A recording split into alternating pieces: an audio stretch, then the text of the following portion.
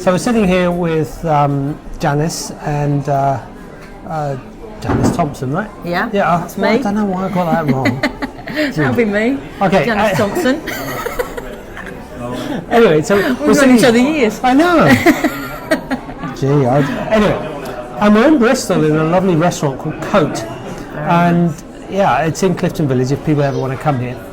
This is my old haunting town, and I don't live here anymore. But anyway, we're here with Janice, and she's just been down to Cheddar, and yes, that is where Cheddar comes from originally. And it tastes lovely. It does. They do actually make real cheddar down there. Cool, really nice place. Anyway, and we're here with Janice really just to talk about your new work, the whole thing about grief, and just literally look at just an introduction to just some of the fantastic things that you've discovered, because it isn't just about death. Most people go, grief, that's all about death. No. Because it's also about death of a relationship, or a relationship ending, or actually losing something like a fantastic job, or even just a child leaving to go to somewhere. University, So it's lots and lots of things like that. So you've written a book. Yeah. What's the book called? And the book's called Joy Beyond Grief, and it covers all aspects of grief, from the time that you've actually just lost somebody, right, to all the way through the pain, and looking at how you avoid suffering for years, which is a lot of people's problems. They actually don't resolve issues and end up suffering for a long, long time, and that affects them then on all different levels and all aspects of their lives for many years to come.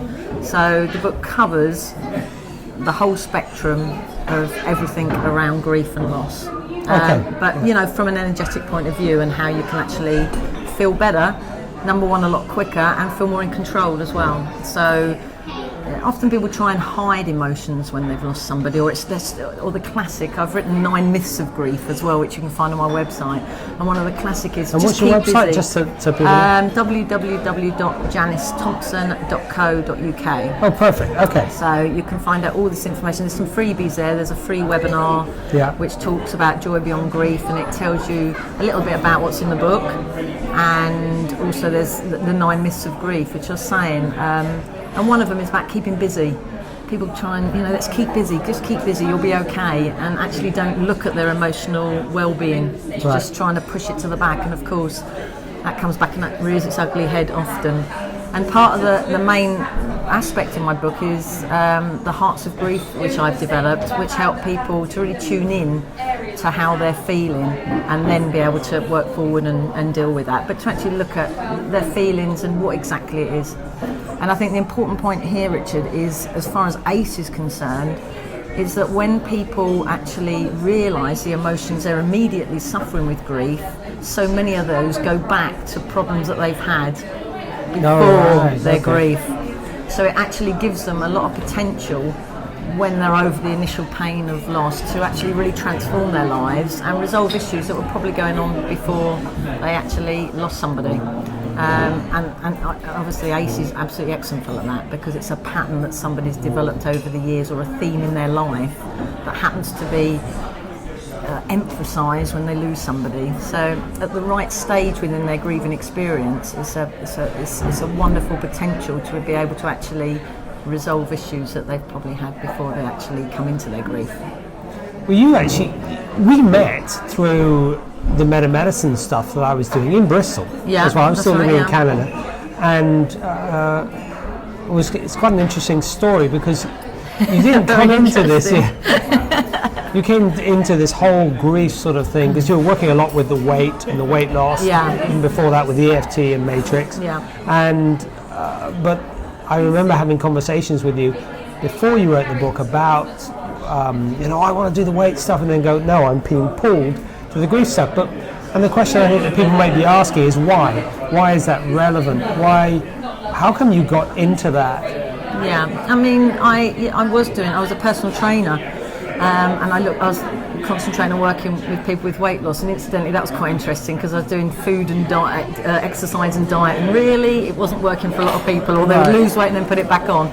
And that's, I understand now, due to them not actually clearing issues energetically, but that's another part of the story. But I come into grief because I lost my husband. He had a massive heart attack and literally dropped down dead in front of me and my 2 daughters. And that was massively traumatic. You know, it was horrendous. So and no warning, was there? No there was warning, nothing. no, absolutely nothing. It was just the biggest shock I've ever experienced. A massive, massive shock to my whole system in every way, and very unable to see clearly or think clearly. Just every part of my body really was in total shock. And I sort of went on a bit of a journey to sort of find out how to help myself really, and that's what it was. And I went through quite a lot of conventional help, which some instances helped, some instances didn't. My doctor was absolutely fabulous, and we used to have a little bit of banter about have some antidepressants for a little while, Janice, and I'd say that's not going to happen. Right. And he would say, well, just have them for a while to get you back on that ladder to feeling a bit better, and I'd say, no, thank you. We'd have a little chat, I'd feel better and go away, and we'd repeat the whole process the following week, which was great. So he did help brilliantly. But it wasn't until I started working with energy, and that's when we did meet at Bristol, and we really tackled a massive part of my loss then. Well, let's just go through that story because it's quite good fun, really. It's quite a fun story. So, it wasn't at the time. No, it's quite entertaining though, and I really wish we had videoed it now. Because I don't think I've seen so many people go through so many physical changes so obviously. So Well, I'll just recount it from my point of view, because I think one of the things you said is we were looking at the whole grief and the energy behind it. And I was just talking to people about how to trigger off this stuff, okay? Yeah. And I worked with Janice, and I was, I think I said something. You said, no, I've cleared it all out, it's all gone, and I've done all the EFT and matrix and everything. And I genuinely believed you. Yeah, so, I genuinely believe me. Yeah.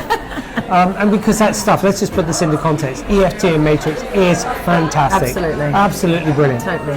And it's just a question, really it's just getting deep into the whole stuff. But I said, well, hang on a minute, and I think I just asked you something. I asked you a question, and then I thought nothing of it and carried on delivering parts of the training. And then you just suddenly turned around and you said, Richard, I can't move my legs. And typical me, I just went, fantastic. And then you used an expletive, which was, fuck off. Which I don't normally do. No, I know, but I think it's very relevant. Yeah, it was, because it was really interesting. It was something that just really the penny had dropped with me, and I realised, because really the part of that we looked at, Richard, was why after I'd lost my husband and I'd got a lot of grief and sorrow. That I had worked through that initial pain, which is, I've written about in my book, but I got through that initial pain of the grief and the loss of my husband, but what I hadn't done was work through other aspects of that. So I'd got myself into a relationship that was really not a very nice relationship at all, and I couldn't see why. It wasn't a pattern of mine. I've never been in a relationship like that before, so it was something to do with the loss. And I mean, the penny dropped. I just thought, I don't want to be happy, do I? So I'll be with somebody who doesn't make me happy. I mean, perfect in its horror in a way. So I was with somebody that didn't make, and the penny dropped when I was with you, and it was just that was it. It was just like, God, I don't want to be happy, do I? I don't want to be happy, so I get myself into a situation that makes me unhappy, so I can sort of beat myself up, and all the guilt aspects of grief really come up then. And but it was quite amazing. You couldn't physically walk, which I think may be a relationship between that and some sort of motor neurone disease, where you're in a relationship where you can't be happy, where you're stuck. 100%. I was absolutely stuck, but I could feel my whole body sort of realigning. It was the most peculiar feeling, and I haven't had it since. I could just feel, thankfully, I don't need it hopefully now. It's just like my whole body was realigning, and actually my heart was doing quite a lot of palpitations and fluttering as well, so that was another aspect. And my ankles, they did swell up, didn't they? They were really quite swollen. And then I had the desire to go to the toilet. I really needed to go for a whittle, which, probably part of it, And I couldn't, 3 people on the course, so remember, I had to literally carry me to the toilet. I could not walk. But and they were all doing EFT on you to clear the underlying grief. But I would also like to say it's nothing to be frightened about, because I really was not frightened at that point. I knew something was going on, and even though my ankles had swollen up and I couldn't walk really, there was no fear within that. It was almost as if I knew it was good for me on a deep level, that it was actually clearing from my heart.